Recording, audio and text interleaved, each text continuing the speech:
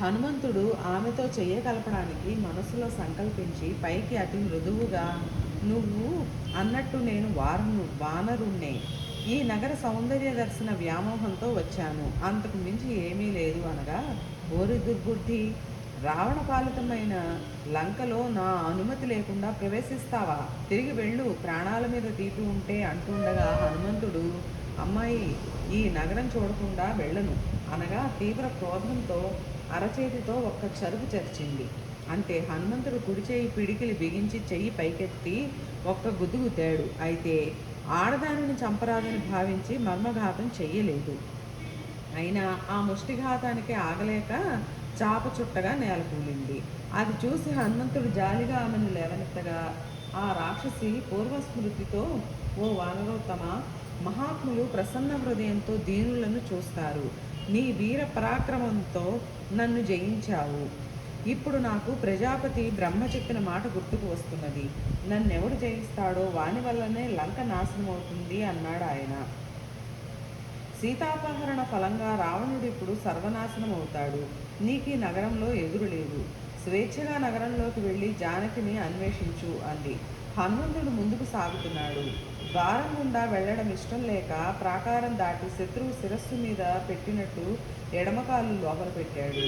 రాజవీధిని సాగుతుంటే రాక్షస వీరుల కోలాహలం, వీధులలో జల్లిన గంధజల వాసనలు, పుష్ప సౌరభం, వజ్రకర్కశములైన దూలాలతో కట్టిన సౌధ గవాక్షాలని, రత్నఖచితములు, ఆకాశాన్ని చుంబించే భవన పంక్తులు. సాగుతున్నాడు హనుమంతుడు. చీకట్లు ముదురుతున్నాయి. అంతలో అన్ని భవనాలలో దీపాలు వెలిగి రాజవీధి పట్టపగలులా ఉంది.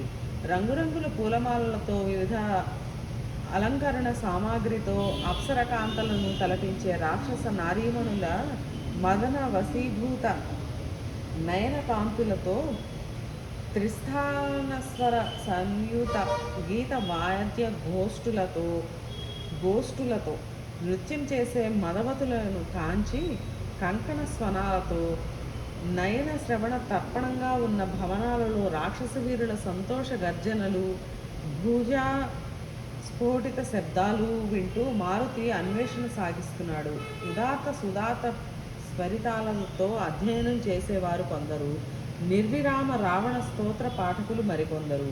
వీరందరినీ చూస్తూ సీత కోసం మూలలా వెదుగుతూ రావణాంతఃపుర ద్వారం చేరాడు. జటాధారులు, ముండిత శిరస్సులు, స్వాధ్యాయ దీక్షతులు, అజినేంబారులు, అగ్నికుండాయుధులు, ముష్టి ప్రహరణశీలురు, ఏకాక్షులు, అనేకాక్షులు, లంబోదరుడు, వికటముఖులు, వామదేహులు, ఖడ్గ ధనుర్ధారిణులు, విచిత్ర కవచభూషితులు, స్థూల దేహాలు, హ్రస్వగాత్రాలు, గౌరవర్ణులు, కృష్ణవర్ణులు అందరినీ చూస్తూ వెడుతున్నాడు హనుమంతుడు. లంకానగర రాత్రి రక్షక గణం అప్రమత్తంగా ఉంది. అంతఃపురం చుట్టూ శ్వేతపద్మమైన సరోవరం. అంతఃపురం లోపల నుండి మధుర మంజుల గానం, శరత్కాల మేఘాల వలె ఉన్న వెల్ల ఏనుగులు నిండిన గజశాలలు, నిరంతరం హేషారవం వినిపించే హయశాలలు, రథపంక్తులు అన్నిటికీ మించి అతిక్రమించి మహాధీమంతుడు హనుమంతుడు అంతఃపురంలోకి కాలు పెడుతున్నాడు. అంతఃపురంలో హనుమంతుడు. చంద్రుడు వెన్నెల పందిరి వేశాడు భూమి మీద. లోకపు పాపాలను నశింపజేసే చంద్రుడు ఆకాశ మధ్యమానికి వస్తూనే సముద్రాన్ని కలవరపరిచాడు. సర్వవస్తు జలాన్ని ప్రకాశవంతం చేసే జ్యోత్స్నాకరుడు ఆవుల మందలో వృషభరాజులా ఉన్నాడు. మందర పర్వతంపై లక్ష్మిలా, వెండి పంజరంలో హంసలా, మందరగిరి గుహలో సింహం వలె, మత్తగజం మీద మహావీరుని వలె ఉన్నాడు. శృంగద్వయంతో శశాంకుడు వాడి కొమ్ముల ఆబోతుల, పైకెత్తిన శిఖరాల పర్వతంలా, బంగారు తొడుగుల దంతాలు గల గజేంద్ర సన్నిభంగా ఉన్నాడు. మంచు బాధ లేని వసంతం, ఇతర గ్రహణ భీతి లేదు. వినిర్మలంగా లక్ష్మికి ఆశ్రయుడుగా ఉన్నాడు. వెన్నెల తరంగాలు వెదజల్లుతున్నాడు. పర్వత సానువులలో మృగేంద్రం, యుద్ధభూమిలో గజేంద్రం, రాజ్యాధిపత్యం పొందిన నరేంద్రుడు వీరందరితో సమంగా ఉత్సాహం ప్రదర్శిస్తున్నాడు. శీతకిరణుడు రాత్రి దోషాలు వైదొలగి కాంతి పవిత్రత వెల్లి విరిసింది. లంకానగరమంతా కామవివశమై ఉంది. శ్రవ పేయంగా తంత్రి వాద్యాలు సాగుతున్నాయి. మగలు మదవతుల ప్రక్కల చేరుతున్నారు. రౌద్ర ప్రకృతికి గల నిశాచరులు యథేచ్ఛగా చరిస్తున్నారు. అశ్వ గజ పదాతి దళాలు అప్రమత్తంగా ఉన్నాయి. వీరవరుల పరస్పరం అధిక్షేపించుకుంటూ బలిసిన భుజాలు చరుచుకుంటూ మనసులు తప్పి ఉన్నారు. నగర సంచారం ముగించి తమ తమ భవనాలు చేరిన రాక్షస వీరులు ధనుసులను విడిచి రొమ్ము విరిచి నారీజనం మీద చేరుతున్నారు. ఊహలు గాఢాలింగనాలతో మైమరచి నిద్రలో పడ్డారు. వచ్చిన భక్తుకు స్వాగతం ఇచ్చి దరహాసంతో లోపలకు కొనిపోయే కాంతులు కొందరు, నిట్టూర్పులతో ఎదురు చూస్తున్నవారు మరికొందరు.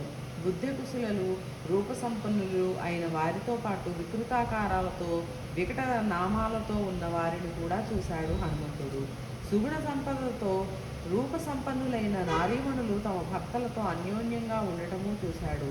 పానగోష్ఠిలో ప్రియులతో వికార చేష్టలు సాగించే వారిని చూశాడు. అంతరిక్షంలో నక్షత్రాల వలె స్వచ్ఛశీలంతో లజ్జావతులై ప్రియావరిష్వంగంలో కొందరు, పతుల అంకతలం మీద కొందరు బంగారు బొమ్మలు, మరికొందరు రజతకాంతలు. కొందరు చంద్రకాంతితో ఉంటే ఇంకొందరు ఆ చంద్రులోని మచ్చవలే ఉన్నారు. నగర నారీమణులు కొందరు తమకు నచ్చిన పురుషులతో క్రీడలు సాగించడానికి ఉద్యుక్తులవుతున్నారు. చంద్రుని చల్లదనాన్ని పరిహసించే చిరునవ్వుల వదనాలే సర్వభవనాలలో, ఓరచూపుల కన్నుల పూలమాలలే. అందరిలో సనాతన ధర్మ సాధు చరిత్ర జానకి జాడ కనిపించలేదు. హనుమంతుని మనస్సు శోకవశమైంది.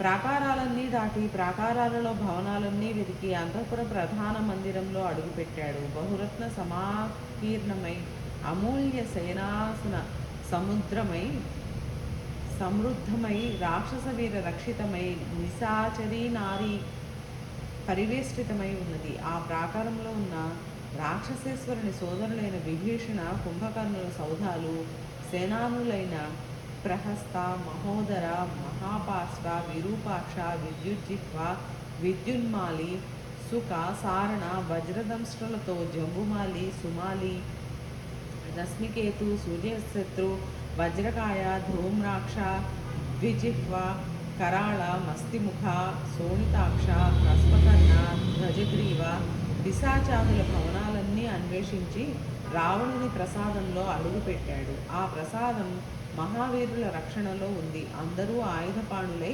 అప్రమత్తంగా ఉన్నారు. బంగారు కాంతులీనే తెరలలో తరుణాదిత్య శోభితో పల్లకీలు, వివిధ వర్ణ రచితముల అయిన చిత్రశాలలు, క్రీడాగృహాలు, కామగృహాలు, దివామందిరాలు. ఆ ప్రసాదం ఒక్కటే మేరుగిరిని పరిహసించే ఎత్తులో ఉంది. అగ్రభాగాన మరింత ఎత్తుగా జయపతాకాలు.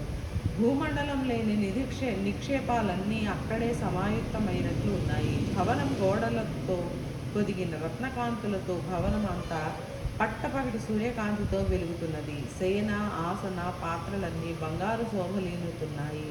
మధు ఆసవ పానానికి మణిఖచిత పాత్రలు. కుబేరుని సంపద అంతా రావణ భవనంలోనే ఉన్నట్టు అనిపించింది. మృదంగధ్వనికి అనుగుణంగా కాంచి, నూపుర, కంకణ స్వనాలు నిరంతరాయంగా వినిపిస్తున్నాయి. ఆ సువిశాల ప్రసాదాన్ని పరివేష్టించి మరెన్నో భవనాలు, వాటిలో శంఖ, చాప, ఖడ్గ ఆయుధశాలలు, ధన కనక వస్తు వాహనాలకు వేరే భవనాలు ప్రక్కగా చంద్రశాలలు. వాస్తు శాస్త్ర మర్యాద తప్పకుండా మంగళప్రదంగా గోచరిస్తున్నవి. నిత్య పూజలతో వెలిగే దేవతాయతనాలు, దానవ మహాశిల్పి మయుడు నిర్మించిన మందిరాలే అన్నీ. ఈ సర్వమణి రత్న కాంచన స్త్రీ అంతా రావణ భుజబలార్జితమే. ఇన్నిటినీ శోధించి ముందుకు సాగిన హనుమంతునికి పుష్పక విమానం కనిపించింది. అది భూమికి దిగిన స్వర్గం అనిపించింది. వికసిత సుమాలతో లతలు అల్లుకున్న తరువుల నిండా పక్వ ఫలాలు మధురస భరితాలు. అతిలోక సుందరి శరీర లావణ్యం వలె అంబోదరంలోని సౌదామిని వలె ఉన్నది. అది రాజహంసలు వసించే పాలకీ వలె ఉన్నది. బహువిధ ధాతు ద్రవశోభితమైన పర్వత శిఖరంలా, గ్రహ నక్షత్ర చంద్రయుతమైన గగన వీధి వలె అత్యంత కుశలంగా చిత్రించిన మేఘమండలం సదృశంగా ఉన్నదది. ఆ పుష్పక పార్శ్వభిత్తికల మీద గోళాన్ని, భూగోళాన్ని, పర్వత పంక్తులతో, పర్వత శ్రేణిని, మహావృక్ష సమూహాలతో, వృక్ష సమూహాలను, నవ వికసిత సుమాలతోనూ, వికసిత సుమాలను కేసరాలతోనూ చిత్రించాడు దానవ శిల్పి పరమ రమణీయంగా. ఆ విమానంలో ఎన్నో అంతస్తులు, అన్నిటిలో చిత్రశాలలు, రత్న వైఢూర్య ప్రవాళ సువర్ణాలతో ఎన్నో విహంగాలు. అవన్నీ మన్మధుని రెక్కల వలె ఉన్నాయి. ఆ విమానంలో ఒక సరోవరం, సరోవరంలో కలువలు కమలాలు, వాటిని తొండంతో పైకెత్తి స్నానం చేస్తున్న మత్తగజం లక్ష్మీ శోభతో గోచరిస్తున్నది. అది గగన వీధిని వాయువేగంతో సాగగలదు. తీవ్ర తపస్సుతో కుబేరుడు సాధించిన దేనిని రావణుడు తన పరాక్రమంతో తెచ్చుకున్నాడు. సుందర మనోజ్ఞమైన ఆ శిల్పశోభ మనస్సును హరించిన హనుమంతుడు అచంచల చిత్తుడై జానకిని అన్వేషిస్తూనే ఉన్నాడు. వసంతంలో వికసించిన పూల కంటే రమణీయంగా, వసంత మాసం కంటే శోభాయమానంగా ఉన్న పుష్పకంలో తిరుగుతున్నాడు ధీశాలి మారుతి. అన్వేషిస్తున్నాడు జానకీదేవిని. లంకేశ్వరుని ప్రసాదంలో ఆయన రాణులుండే భవనాలన్నీ అన్వేషించాడు. ముల్లోకాల నుండి బలాత్కరించి తెచ్చి భార్యలుగా చేసుకున్న రావణ పత్నుల సౌధాలన్నీ తిరిగాడు. ఆయన బలవీర్య పరాక్రమాలకు వ్యామోహితులై వానిని సేవించే స్త్రీల మందిరాలు చూశాడు.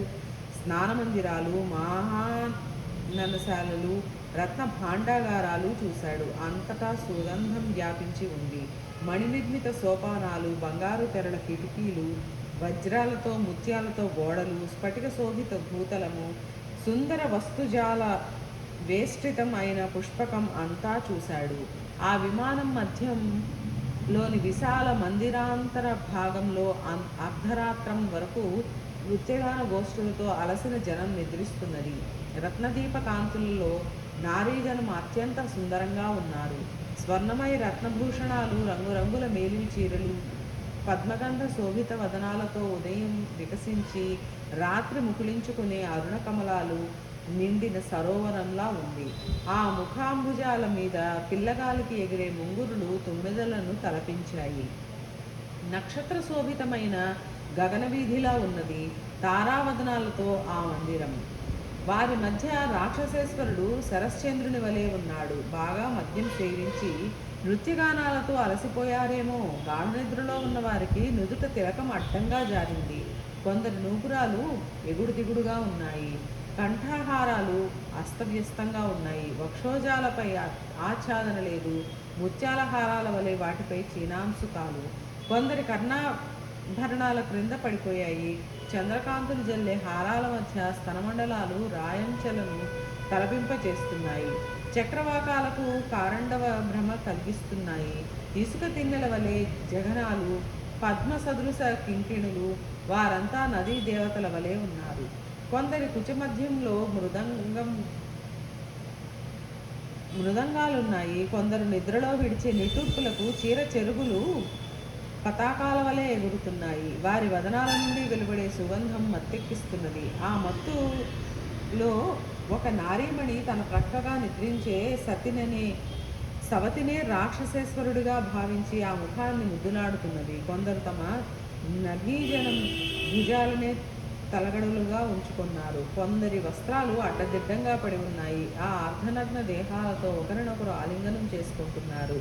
ఆ అన్యోన్య శ్లేషంలో ఆనందం అనుభవిస్తున్నారు. ఒకరి భుజం ఒకరు కలుపుకొని వరుసగా కొందరు పడున్నారు. బాహుమూత్ర గ్రహితమైన నారీహారంగా ఉన్నది.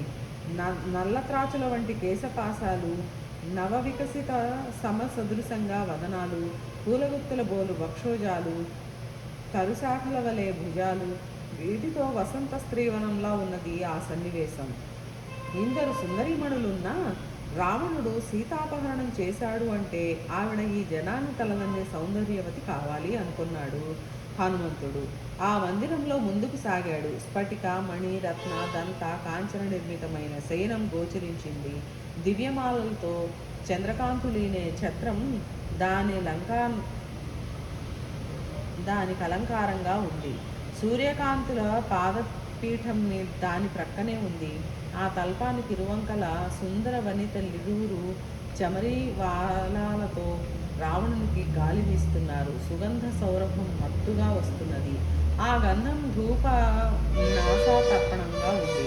రత్నకుండలాలంకృత కర్ణాలతో, పుష్పమాల వందిత భుజాలతో, స్వచ్ఛధవళ వస్త్రాలతో, రత్నచందనాను లేపని దేహంతో, దివ్యాభరణాలతో మందర పర్వత సమంగా సేవించే లంకేశ్వరుడు హనుమంతునికి కనిపించాడు.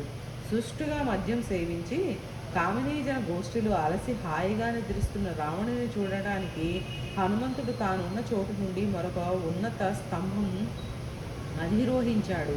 మత్తేభాలున్న ప్రస్రవణ గిరిలా ఉంది ఆ తల్పం. మినుములు రాసిపోసినట్లే నల్లటి దేహం, ఆ శరీరానికి అటు ఇటు ఐరావత దంతఘాత వ్రణచిహ్న శోభిత బాహుద్వయం, చక్కగా రూపొందిన పరిఘాయుధాల వలె మదించిన ఏనుగు తొండాల వలె ఉన్నవి ఆయన హస్తాలు. మణి రత్న ఖచిత సువర్ణాంగుళీయకాలతో ఆయన హస్తాంగుళులు రత్నకాంతి లేని సర్పాల వలె ఉన్నాయి. 5 పడగల పాములా ఉంది ఆ చేయి. ఆ నిద్రలో రావణుడు విడిచే గాలితో భవనమంతా నిండుతున్నది. తెల్లని శయనం మీద నల్లని రావణుడు నిర్మల గంగాజలంతో మత్తకుంజరంలా కనిపిస్తున్నాడు. కాలమేఘంలో మెరుపుల ఆయన దేహం మీద మణిరత్న భూషణ కాంతులు. ఆ మహాకాయుని వద సన్నిధానంలో నిద్రించే ఒక ప్రియురాలు వీణనే ప్రియుడిగా భావించి కౌగిలించుకుంటున్నది. ఇంకొక రత్నాంగి మృదంగం పరిష్వంగంతో ఉన్నది. డిండిమ పణవాది వాద్యాలను తమ బాహుబంధంలో ఉంచుకొని వారంతా తన్మయులై నిద్రిస్తున్నారు. కొందరు తమ సవతులనే రావణ భ్రమతో కౌగిలింతలలో ఉన్నారు. రావణుని ప్రక్కనే బంగారు కాంతులతో అతిలోక సౌందర్యంతో నిద్రిస్తున్న మండోదరి కనిపించింది. అంతే, ఒక్కసారి ఒళ్ళు విరిచి తోక ముద్దు పెట్టుకుని క్రిందికి దూకి గంతులేస్తూ వానర ప్రకృతిని ప్రదర్శించాడు ఆవిడ జానకీదేవి అనుకుని. ఇదంతా ఒక్క క్షణం. ఉత్తర క్షణంలో సిగ్గుతో కుంచుకుపోయాడు. భ్రమ తొలగింది. రాముని భార్య సురేశ్వరుని కూడా కన్నెత్తి చూడదు. ఇంకా ఈ అసురేశ్వరుని శయనం మీద చేరుతుందా? ఈవిడ రావణ పత్నులలో ఒకటై ఉంటుంది అనుకుంటూ మరో ప్రదేశానికి ఇంకో ప్రాంతానికి అలా తిరుగుతున్నాడు. ఒళ్ళు తెలియకుండా త్రాగి రతిక్రీడలతో అలసి ఆచ్ఛాదనారహిత దేహంతో నిద్రించే వారెందరో ఉన్నారు. పానశాలలలో సమీపంలో భోజనశాలలు, వాటిలో లేళ్ళు, దున్నలు, వనవారాహాలు, మేకలు, కోళ్ళు, నెమళ్ళు, ఇంకా ఎన్నెన్నో పక్షులను, మృగాలను ముక్కలు ముక్కలుగా నరికి కూరలు, వేపుడాలు, పులుసులు చేస్తున్నారు. కొన్నిటి మీద కత్తినాటు లేకుండా యథాతథం కాలు చేస్తున్నారు. పానశాలలో పాత్రలలో రకరకాల మద్యాలు, ప్రక్కగా నంజుళ్లకు వేడివేడి మాంసభక్ష్యాలు, భోజనశాలలోని చక్కని ఆసనాలు, ఎదురుగా భోజన పాత్రలు, అందులో కొన్ని సగం తిని విడిచినవి, సగం తాగి వదిలినవి, అన్నింటినీ చూస్తూ మిగిలిన ప్రాంతాల వైపు వెళ్ళాడు. నగ్నంగా అర్ధనగ్నంగా దివసలే నిద్రించే నారీ సమూహం. హనుమంతుని మనస్సు చివుక్కుమంది. పరస్త్రీని చూడటమే పాపం కాగా ఈ నారీమణులను నగ్నంగా ఉన్నప్పుడు చూడటం మరింత దోషం అనుకుని మరుక్షణంలోనే ఆశ్వాసనగా ఇందరిలో సీత కనిపిస్తుందేమో అనే చూశానే తప్ప నా మనసులో మరే వికారము లేనప్పుడు నేను బాధపడనవసరం లేదు. సర్వపుణ్య పాపాలకు శుభాశుభాలకు మనస్సు ప్రధానం. నా మనస్సు ఇందరు స్త్రీలను చూసినా నిశ్చలంగా నిర్మలంగానే ఉంది. పైగా సీతాదేవి స్త్రీజన మధ్యంలో కాక మరెక్కడ దొరుకుతుంది అనుకుంటూ ఆ భవనమంతా మరోసారి శోధించి వెలుపలకు వచ్చి లతాగృహాలు, చిత్రమండపాలు, నిశామందిరాలు అన్నీ గాలించిన సీత జాడలేదు. ఆ మహామహుని మనస్సు దుఃఖభరితమైంది. రావణుని దుర్బుద్ధికి భయపడి శీలరక్షణార్థం ప్రాణత్యాగం చేయలేదు కదా. ఈ భయానక వికృత రాక్షసగణాన్ని చూసి గుండెలు బద్దలు చేసుకోలేదు కదా. ఈ స్థితిలో నేను ఏ ముఖంతో కిష్కిందకు వెళ్ళగలను? ముందు సముద్రం ఒడ్డున ఉన్న అంగదాదులకు ఏం చెప్పను? ఏమైనా సరే సీతను చూడకుండా లంక వదలను. అసలు ఈ విచారం ఏమిటి అని అనర్థాలకు మూలం నిర్వేదం. దాన్ని వదిలి ఉత్సాహంతో మళ్ళీ అన్వేషిస్తాను అని రావణాంతఃపురం మళ్ళీ వెళ్ళి అంతా తిరిగి విచారగ్రస్తుడై జానకీదేవి లంకలో లేదు. బహుశా రావణుడు రామబాణ భీతితో సీతను సముద్రంలో వదిలి ఉంటాడు. కాకపోతే సీత స్వయంగా సాగరంలో దూకి ఉండాలి. లేదా ఈ క్రూర రావణుడు ఆవిడను ఆరగించేశాడా? కాక ఈ రావణ పత్నులే భుజించారో సీతను. నిరంతరం రామలక్ష్మణులను స్మరించుకుంటూ ప్రాణత్యాగం చేసి ఉండదు కదా. పంజరంలోని చిలుకను పీకి విసిరి చంపినట్లు వీరు ఆమెను చంపి ఉండాలి. అయితే ఈ వార్త రామునికి చెప్పడం ఎలా? జానకీదేవిని చూడకుండా వెళ్ళడం ఎలా? వెళ్ళినా లంకలో రాక్షసులను అందరినీ చూశానని చెబితే వానరులందరూ ఎంత పరిహసిస్తారు. పైగా సీత కనిపించలేదు అని నేను అనగానే రాముని ప్రాణాలు పైకి పోతాయి. మరుక్షణంలో లక్ష్మణుడు ప్రాణత్యాగం చేస్తాడు. ఈ వార్త తెలిసి అయోధ్యలో భర్త శత్రుఘ్నులు వారి తల్లులు ప్రాణాలు వదులుతారు. ప్రాణమిత్రుడైన రాముడు తనువు చాలిస్తే సుగ్రీవుడు బ్రతుకుతాడా? ఆయనతో రుమ, తార, అంగదుడు అందరూ దేహయాత్ర ముగిస్తారు.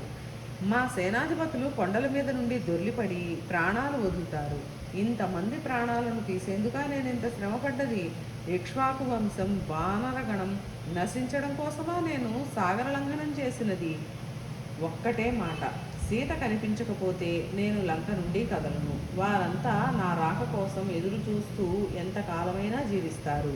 నేను ఈ సముద్రం ఒడ్డున వానప్రస్థ జీవితం గడుపుతాను, లేదా చితి పేర్చుకొని మరణిస్తాను అని ఇంతసేపు దుఃఖించి ఇదేం కాదు, నా పరాక్రమాలతో రావణుని వధిస్తాను, కాదంటే ఆ రాక్షసుని బంధించి పశువును పట్టుకుపోయినట్లు తీసుకెళ్లి రాముని పాదాల మీద పడేస్తాను అనుకుంటూ అంతవరకు చూడని అశోకవనంలో ప్రవేశించాడు. అక్కడ సీత కనిపిస్తుందనే ఆశ అంకురించింది. నమోస్తు రామాయ న లక్ష్మణాయ దేవైచ తస్యై జనకాత్మ జాయై నమోస్తు రుద్రేంద్ర యమా నిలోభ్య నమోస్తు చంద్రాగ్ని మరుద్గణేభ్యః.